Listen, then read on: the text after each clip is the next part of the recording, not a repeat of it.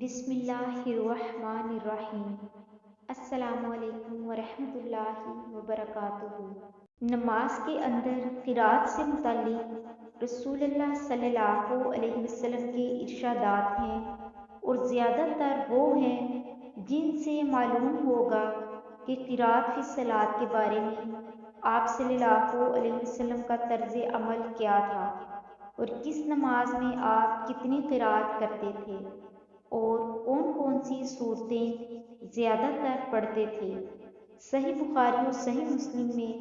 حضرت عبادہ بن صامت رضی اللہ تعالیٰ عنہ سے روایت ہے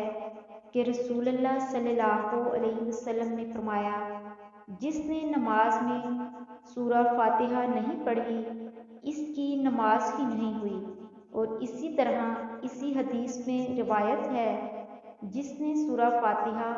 اور اس کے آگے کچھ اور نہیں پڑھا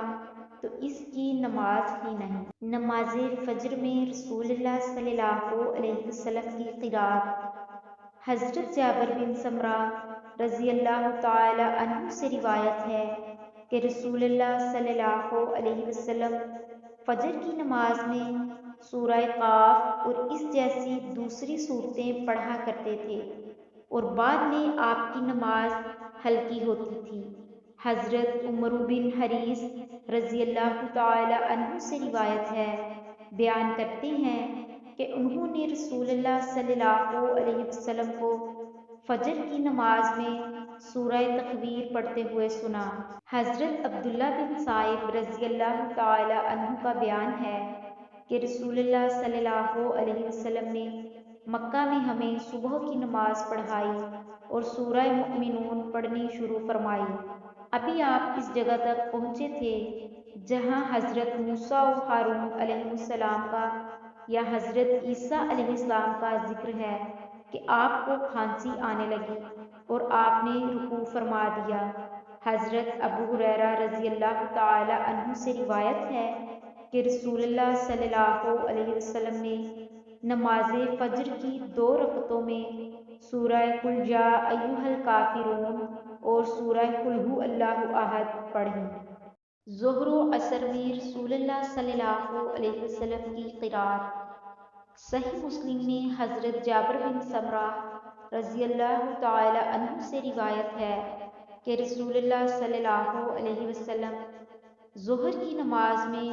سورۃ واللیل اذا یغشی پڑھتے تھے، اور ایک روایت میں ہے کہ سورہ سبح باسم ربک الاعلی پڑھتے تھے، اور عصر کی نماز میں بھی قریب قریب اتنی ہی بڑی سورت پڑھتے تھے، اور صبح کی نماز میں اس سے کچھ طویل۔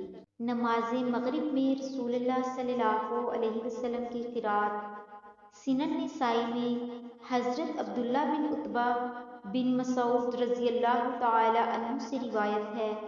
کہ رسول اللہ صلی اللہ علیہ وسلم نے مغرب کی نماز میں سورہ حامیم الدخان پڑھی۔ حضرت جبیر بن مطعم رضی اللہ تعالی عنہ فرماتے ہیں کہ میں نے رسول اللہ صلی اللہ علیہ وسلم کو مغرب کی نماز میں سورہ طور پڑھتے ہوئے سنا ہے۔ صحیح بخاری اور صحیح مسلم میں حضرت ام الفضل بن الحارث رضی اللہ تعالی عنہما بیان کرتی ہیں کہ میں نے رسول اللہ صلی اللہ علیہ وسلم کو مغرب کی نماز میں سورہ والمرسلات عرافہ پڑھتے ہوئے سنا ہے۔ حضرت عائشہ رضی اللہ تعالی عنہما سے روایت ہے کہ رسول اللہ صلی اللہ علیہ وسلم نے پوری سورہ اعراف مغرب کی 2 رکعتوں میں تقسیم کر کے پڑھی۔ نماز عشاء میں رسول اللہ صلی اللہ علیہ وسلم کی قرات صحیح بخاری اور صحیح مسلم میں حضرت براء رضی اللہ تعالی عنہ فرماتے ہیں کہ میں نے رسول اللہ صلی اللہ علیہ وسلم کو عشاء کی نماز میں سورہ والتین والزیتون پڑھتے ہوئے سنا ہے، اور میں نے آپ سے زیادہ اچھی آواز والا کسی کو نہیں سنا۔ جمعہ اور عیدین کی نمازوں میں رسول اللہ صلی اللہ علیہ وسلم کی قرات صحیح مسلم میں حضرت نعمان بن بشیر رضی اللہ تعالی عنہ سے روایت ہے کہ رسول اللہ صلی اللہ علیہ وسلم عیدین اور جمعہ کی نماز میں سبح بِاسْمِ ربک الاعلیٰ اور حل اتاک حدیث الغاشیہ پڑھا کرتے تھے، اور عید اور جمعہ دونوں ایک دن میں جمع ہو جاتے تو آپ دونوں نمازوں میں یہی دو صورتیں پڑھتے۔ آپ کا اکثر معمول یہ تھا کہ فجر میں قرأت طویل فرماتے تھے، یعنی زیادہ لمبی صورتیں پڑھتے تھے۔ ظہر میں بھی کسی قدر طویل قرأت فرماتے تھے، عصر مختصر اور ہلکی پڑھتے تھے، اور اسی طرح مغرب بھی۔ نماز عشاء میں چھوٹی صورتیں پڑھنا پسند فرماتے تھے، لیکن کبھی کبھی اس کے خلاف بھی ہوتا تھا۔ کسی نماز میں ہمیشہ کسی خاص صورت کے پڑھنے کا نہ آپ صلی اللہ علیہ وسلم نے حکم دیا اور نہ عملاً ایسا کیا۔ ہاں، بعض نمازوں میں اکثر و بیشتر بعض خاص صورتیں پڑھنا آپ سے ثابت ہے۔